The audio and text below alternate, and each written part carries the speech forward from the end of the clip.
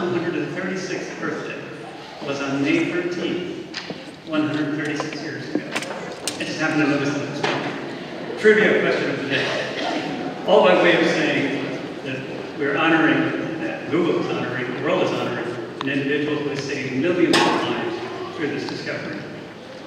By the way, it took about 40 years before that discovery really became in practice. Another trivia.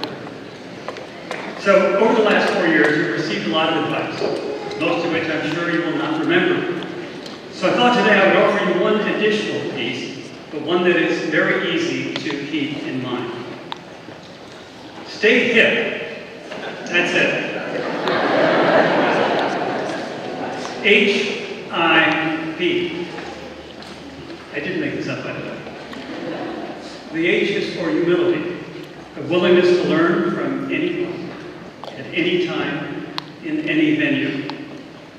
The H also stands for honesty, stands for leading with your heart, and is also symbolic of humor.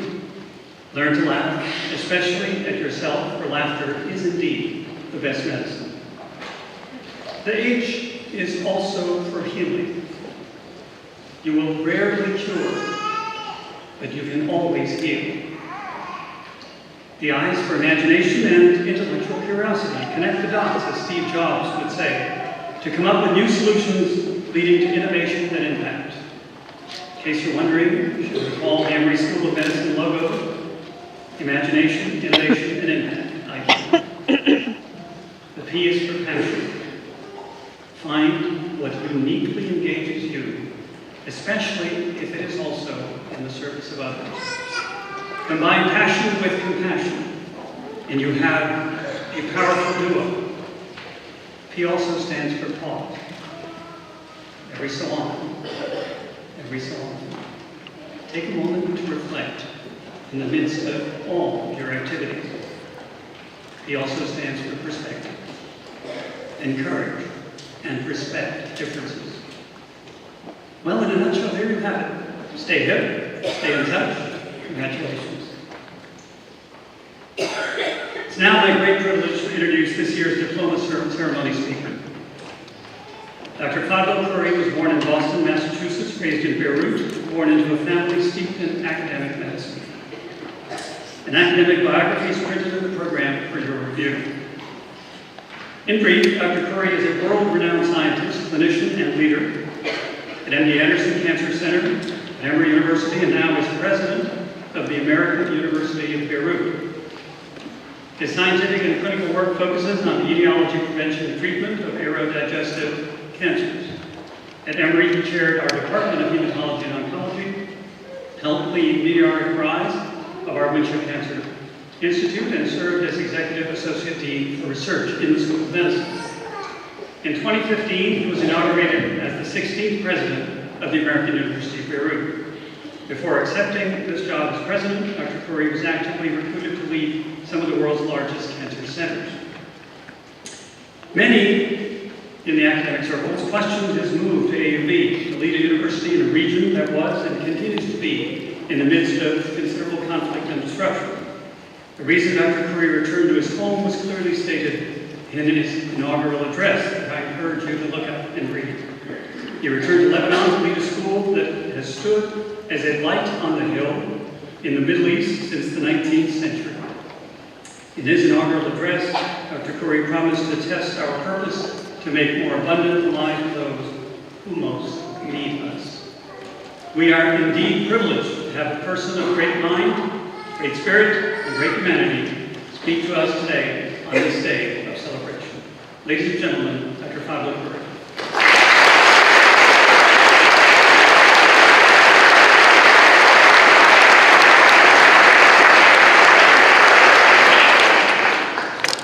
Good morning. I didn't hear you. Good morning. So, parents, faculty, colleagues, Dean Scrugme, Dean Emeritus Malvoli, Executive Vice President Lewin, but most importantly, my new colleagues, the Emory University School of Medicine, class of 2019. Congratulations.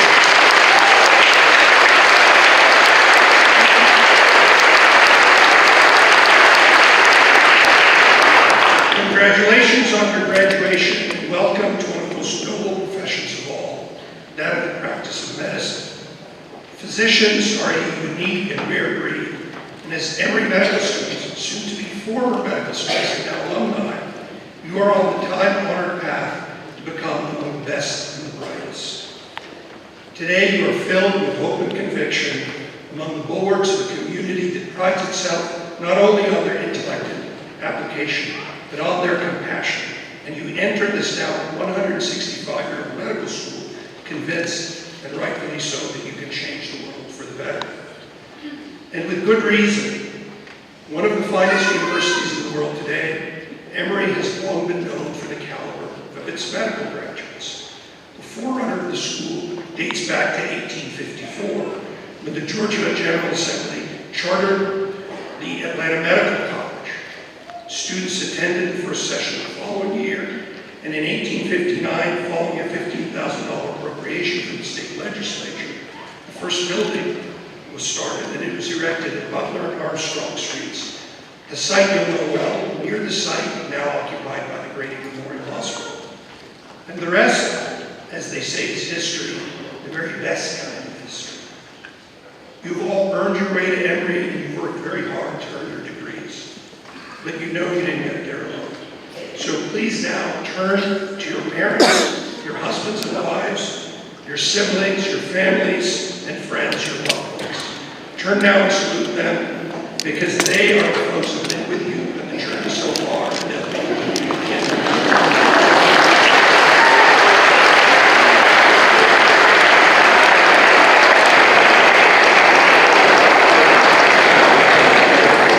This journey will only get longer and more interesting, I can promise you.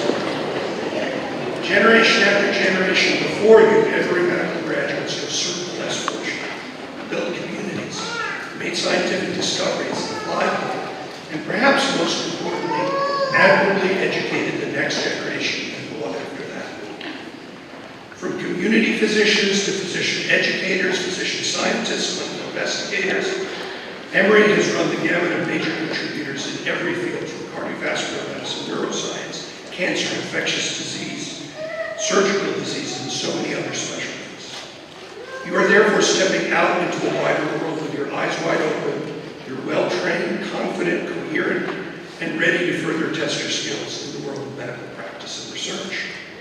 But it's worth sharing with you and with all of us here present today to witness you take your own. A few observations from my time in our soon-to-be shared profession before you go forward at full throttle into a daunting and demanding world.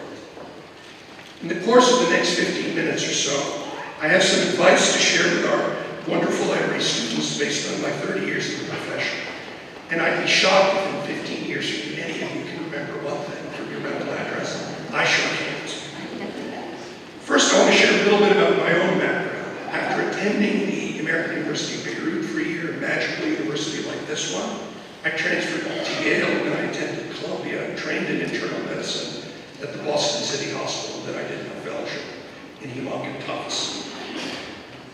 My training was in the midst of the AIDS epidemic. In 1995, with $2,200 in our bank account and $77,000 in medical school-related debt, that would be about $350,000 today, I'm told. With one child aged 1.5 and another on the way, my wife and I decided to move to Texas for a one-year contract at the MD Anderson.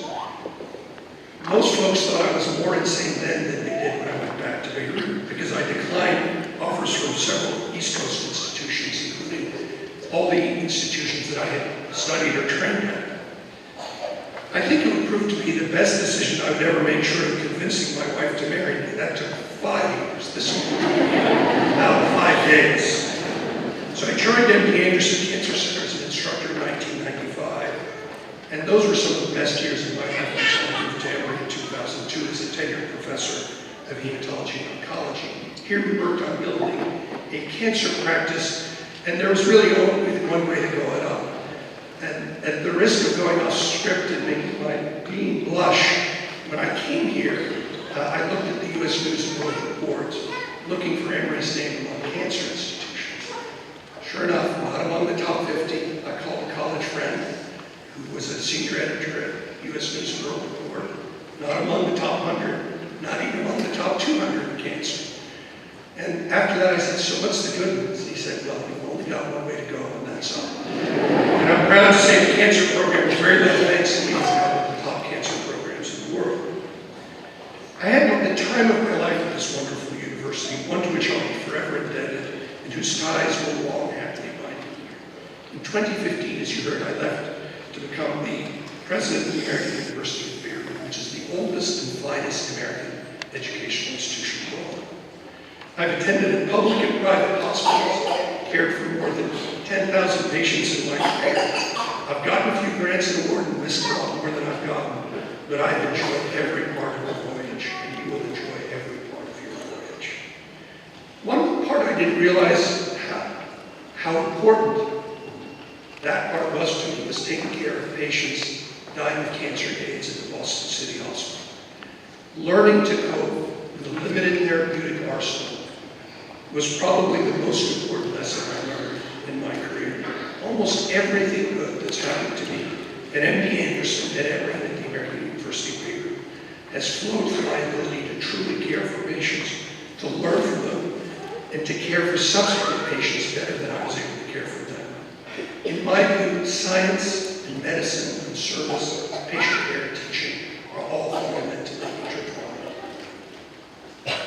As Hippocrates himself, father of Occidental medicine, once wrote, a phase famously shortened and translated to Latin as ars longa vita brevis, or more accurately, life is short, the art long, opportunity fleeting, experience treacherous, and judgment difficult. But the road is much more enjoyable in the company of friends and loved ones. At Columbia, I met my own compañera, Lamia Tolbos, by far the best thing that ever happened to me, although it took me 6 years to convince her so.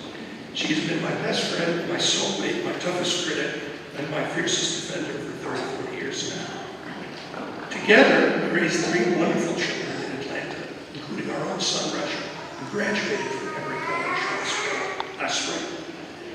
So in the course of these 30 years, I've learned some valuable lessons from people, and especially from patients. Whether it's sitting by the bedside of patients dying from cancer and AIDS, determined to learn from those defeats in order to make a difference in the future, while doing all you can to be present in the moment for those who need you the most, to helping gain new biological insights at the side of far greater scientists like Haiyan Fu, helping develop new approaches to the treatment and prevention of lung and head and neck cancer with Suresh Ramalingam, Wally Kuru, and Tofika Wanakoko, or mentoring the next generation of best and brightest physicians and scientists, including the wonderful Mary Jo Lekowitz, Ruth O'Regan, Jane Shen, Sagar Lonial, Adam Marcus, the late Emory, Tofika, among others. Medicine is an incredibly rewarding, inspiring, tiring, but always remarkably resilient profession. It teaches you to reach deep into yourself for reserves of energy, compassion, wisdom, and understanding that you may well never have realized you had in you. And it also humbles you repeatedly. But I can state with some conviction that in these moments, the pressure to perform affects all of us. Fueled by our naturally competitive juices and dragged down by fatigue, cutting corners to get ahead can become a natural human instinct. When this temptation or other difficult choices present themselves to you, think twice and weigh your options, and most of all, check your file.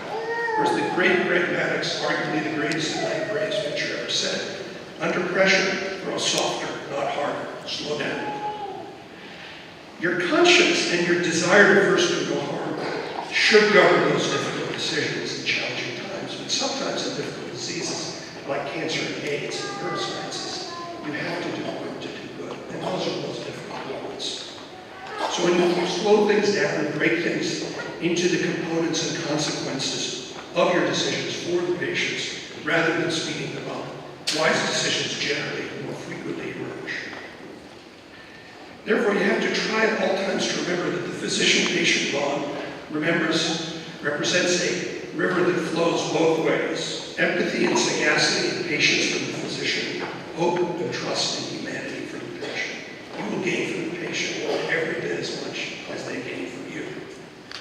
It's not a one-way street, and you are serving your patients because you have the training, skill, and privilege to do so, but also because they made the choice to trust you, and they are honoring you with your choice. It is an honor and a calling to be a physician, a healer. Enjoy these gifts and deploy them wisely. Knowing the above, it helps you remember that medicine, in fact life, is really a marathon and not a sprint. That's something I first learned at Columbia and Boston City Hospital, sitting by those bedsides, offering ineffective therapies and maximum support. I did this so often and had to witness so many tragedies in the era before highly effective antiretroviral therapy, targeted therapy, and immunotherapy, that I constantly had to remind myself of the words of the late William Sloan Coffman. William Sloan Coffman was the chaplain of Yale College during the Vietnam War, and he would tell us to resist, and we would ask, what are we supposed to resist? He had a wonderful saying. He described the grace of God as minimum protection, maximum support. Minimum protection, maximum support. And that's where you come from in medicine. But slowly but surely, as you'll see in the history of medicine, you'll enter these cycles which represent age of miracles after age of miracles. It's a constant theme of medicine. As I said, I was fortunate to work with Hyatt and Shiok-san and others to help develop novel approaches to the study of the biology and treatment of lung and head and neck cancer. Today, we do have an arsenal of targeted therapy, immunotherapy, radiotherapy, proton beam therapy, as well. I had to mention that. All of which I could barely imagine as a medical student. I think generations after me could barely imagine this. I could hope. But medical miracles intertwine with the science and with the care. You can make a difference, first and foremost, with your compassion, but also with your knowledge and your service. And you can make that difference for individual patients and even more broadly in the field as a whole. Both are noble. But to do it, you have to develop that persistence and resilience that will grow with time as you start your long voyage now towards mastering the art that you've studied. The one piece of advice I want you to remember is don't burden yourself with thoughts that your career and your life, in fact, are on the line with every decision, every mistake, every consequence. We all learn from our mistakes, and we become wiser and better by doing so. Becoming forgiving and understanding your peers, colleagues, and patients is going to help you become more forgiving with yourself. It'll help you to accept your stumbles more readily. Judge not lest you yourself be judged, as the Bible phrase goes. Mercy is an essential component of the greatest physicians, nurses, and caregivers. So let mercy be your guide, and the times will pass more peacefully, the results will flow more readily. I'm the first to admit that I've made many mistakes at the Boston City Hospital, Tufts Medical Center, at MD Anderson at Emory, and I may even have made one or two at the American University of Beirut. But realizing the need to learn from mistakes and being humbled by the responsibility of people's lives and their trust is the lesson in humility, and it is a source of constant energy and inspiration. To be wise, to be current, and to deliver the best possible care, you need to read, and read some more. That's why we cut those hours from 120 or whatever it was down to 80, not just so you don't make mistakes, so you read more. Being a perpetual student of life, medicine, and science is not only a wonderful privilege, but an incredible opportunity. And the opposite, failing to keep up with the medical and scientific literature, often has dire consequences for you and, more importantly, for your patients.